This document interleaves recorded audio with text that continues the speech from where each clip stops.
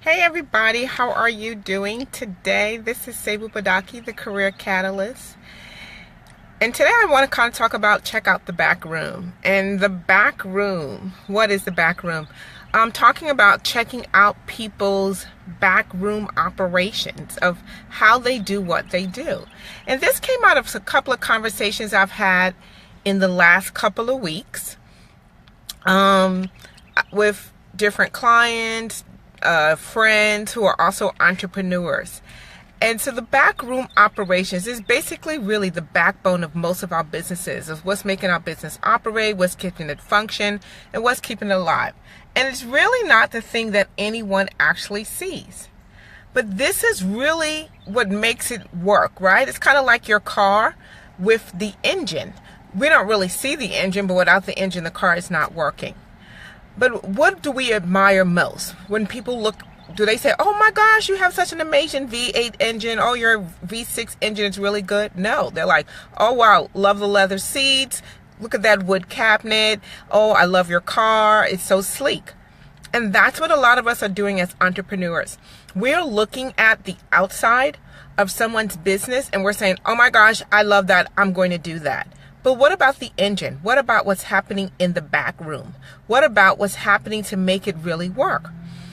And I say that because you cannot build your business basically by looking on the outside of someone else's business and think you're going to duplicate that. There are so many things that happen in the back that we never see, that we don't know about.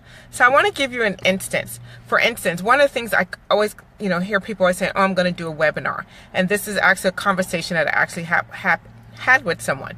Oh, I'm going to do a webinar. So, the next question is, well, how many people are on your list? How are you going to reach the people? And then they say, well, I don't have a lot of people, but it's okay because I know someone who did a webinar. They put something on Instagram, they put something on Facebook, and they had 10,000 people that signed up and 1,000 people opted in, and then they made $10,000. And I always want to ask them, do you know how many people were on that person's list? Do you actually know how many people they have on their list? Because that makes a world of difference. And if you have 30 people on your list, or you don't have a list, if you think you're just going to do Facebook ads and then the whole world is going to run to you, sign up for your product and swipe their credit card, it really doesn't quite happen that way. Or if you think you're going to have a podcast and all of a sudden 1 million people are going to listen to your podcast, you're going to get everybody to advertise on your podcast, and that's how you're going to generate revenue. It really kind of doesn't happen that way. There are a lot of steps that go before, and there's a lot of steps that are happening in the background. Membership sites are another thing that people can talk about. They want to do a membership site, and membership sites are wonderful, but it also takes a large volume of people, and there's also some magic to what kind of content you put on, how long you put on the content, how do you retain the people, what do you give them, a mixture between articles and between live videos and radios. So I say all of that to say, check out people's back room before you try to actually copy that model, and create your own model.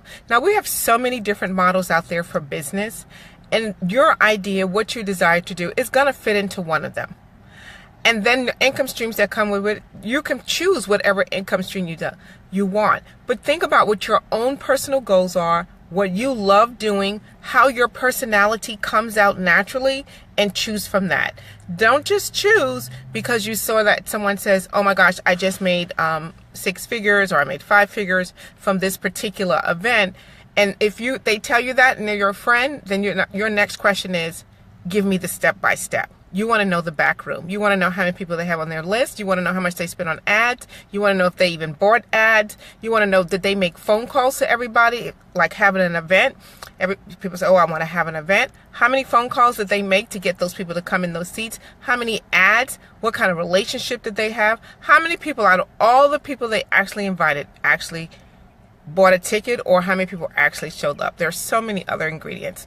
So I just wanted to share that with you today because I had so many people, it's been this constant theme that I've been hearing from everybody. Oh, I see that person doing that. Oh, me too. So let us not do the me too. Let us